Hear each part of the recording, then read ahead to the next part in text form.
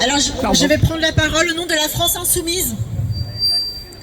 Cette semaine encore, Gaza nous a rappelé jusqu'où peut aller l'effondrement du droit international lorsque les puissances du monde choisissent le silence, l'inaction ou les deux poids deux mesures.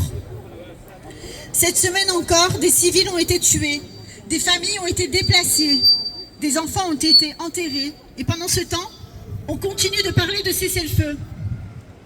Mais un cessez-le-feu où l'on continue de mourir, c'est pas la peine.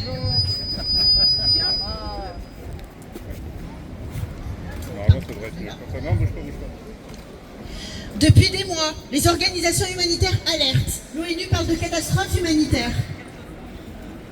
Les ONG parlent de famine. Les médecins parlent d'effondrement total du système de santé. Et pourtant, l'aide continue d'être bloquée, filtrée et retardée. Des camions attendent, des hôpitaux manquent de tout. Des millions de personnes survivent dans les ruines, dans la faim, dans la peur permanente. Et cette semaine, le monde a aussi vu autre chose. Il a vu des militants internationaux partir à la mer pour tenter d'apporter de l'aide à Gaza et briser symboliquement le blocus. Il a vu cette flottille interceptée. Il a vu des militants arrêtés, des journalistes arrêtés, des élus arrêtés, des citoyens venus du monde entier arrêtés parce qu'ils refusaient l'indifférence. Parmi eux, notre camarade Meriem Adjal, militante de la France Insoumise, arrêtée illégalement dans les eaux internationales alors qu'elle participait à cette mission humanitaire destinée à apporter secours au peuple palestinien à Gaza. Son engagement était un engagement de solidarité, d'humanité et de paix. Et aujourd'hui, nous pensons à elle. Les premiers témoignages laissent entendre que cette arrestation a été particulièrement dure et éprouvante. Meriem évoque avoir vécu des choses horribles durant sa détention. Nous lui adressons tout notre soutien, toute notre affection et toute notre solidarité militante. Parce qu'aucun citoyen venu apporter une aide humanitaire ne devrait être traité comme un criminel. Et surtout, le monde a entendu les témoignages des personnes arrêtées. Des témoignages de violence, d'humiliation, de privation, de coups, de fouilles dégradantes, de violences sexuelles dénoncées par plusieurs militants après leur détention. Ces récits sont graves et ils ne peuvent pas être balayés d'un revers de main. Parce qu'ils ressemblent à ce que des prisonniers palestiniens dénoncent depuis des mois dans une indifférence quasi totale. Cette semaine encore, le gouvernement israélien a montré au monde une logique de brutalisation devenue systémique. Et pourtant, malgré ça, combien de sanctions? Combien de ruptures diplomatiques? Combien de décisions concrètes? Très peu.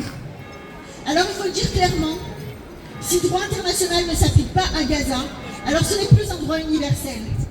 C'est un droit à géométrie variable. Et cela nous concerne tous. Parce qu'accepter qu'un peuple entier puisse être enfermé, bombardé, affamé, déplacé, c'est accepter que certaines vies aient moins de valeur que d'autres. Ici en France, nous refusons cette hiérarchie de vie humaine. Nous refusons l'habituation. Nous refusons que les morts palestiniens deviennent une statistique quotidienne, qu'on le regarde distraitement avant de passer au sujet suivant. Et heureusement, partout dans le monde entier, des milliers de personnes continuent de se mobiliser. Des syndicats, des associations, des étudiants, des citoyens, des familles, des artistes et des élus. Ils étaient 250 000 manifestants pour la Palestine samedi dernier à Londres, à l'occasion du 78e anniversaire de la Nakba.